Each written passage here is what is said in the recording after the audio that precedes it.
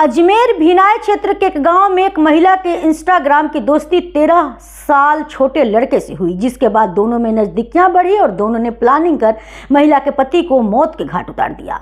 रोजमर्रा की भाग दौड़ भरी जिंदगी के बीच इंसान सोशल मीडिया पर सुकून की तलाश कर रहा है। आसपास रहने वाले अपनों से अनजान बनकर परायों से प्रीत बढ़ा रहा है। कल तक जिस शख्स को पहचानता नहीं था वो प्राणों से प्यारा हो जाता है। किसी अनजान के करीब आने पर वह 7 जन्मों के लिए जुड़े रिश्ते भी तोड़ देता है। इतना ही नहीं, अपनों का खून भी कर देता है। नमस्कार, मैं ममता दुबे और आप देख रहे हैं क्राइम स्टोरी। अजमेर जिले के भिनाय थाना क्षेत्र में नाहरा बाबा का बाड़िया उदयगढ़ खेड़ा गांव में रहने वाला 37 वर्षीय देवेंद्र सिंह उर्फ चांदू रावत गांव में खेती करता था। घर पर अकेली रहने वाली पत्नी किरण उर्फ सेठा सोशल मीडिया पर एक्टिव रहकर वक्त बिताती थी।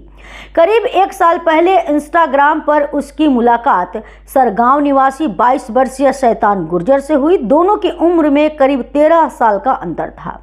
इंस्टाग्राम पर एक दूसरे से बातचीत के बाद दोनों के बीच दोस्ती हो गई। इसके बाद दोनों घंटों तक बात करते, नजदीकियां बढ़ने पर दोनों की दोस्ती प्यार में बदल गई। बातचीत के बाद दोनों ने मिलने का मन बनाया और प्लानिंग कर एक दूसरे से मुलाकात की। किरण से मिलने के बाद शैतान घर आने लगा। शातिर दिमाग वाले शैतान ने बड़ी चालाकी से किरण के पति देवेंद्र से भी दोस्ती कर ली ताकि अपनी प्रेमिका से मिलने आसानी से आ सके। देवेंद्र का विश्वास बढ़ाने और दोस्ती गहरी करने के लिए दोनों शराब पार्टी करने लगे। दोस्ती के बाद शैतान किरण के घर ज्यादा आने लगा। एक दिन देवेंद्र ने अपनी पत्नी किरण को शैतान के साथ संदिग्ध अवस्था में देख लिया। दोस्ती में विश्वासघात और अवैध संबंधों का पता लगने के बाद देवेंद्र ने शैतान को घर आने से मना कर दिया। देवेंद्र को अवैध संबंधों का पता लगने के बाद किरण और शैतान की मुलाकात मुश्किल हो गई और दोनों की बेचैनियां बढ़ने लगी। शैतान के शैतानी दिमाग ने किरण के साथ मिलकर साजिश रची और देवेंद्र को खत्म करने का प्लान बनाया। 1 माह चली प्लानिंग के बाद अंधेरी रात में दोनों ने गत 17 जनवरी की रात जब देवेंद्र खेत की रखवाली करने गया तो किरण ने फोन कर अपने प्रेमी शैतान को बुलाया। सर्द रात के अंधेरे में दोनों खेत पर पहुंचे। वहां देवेंद्र कुएं के पास चारपाई पर गहरी नींद में सो रहा था। शैतान ने देवेंद्र के ऊपर बैठकर उसका गला दबाया और वह शोर न मचाए, इसलिए किरण ने मुंह दबा दिया।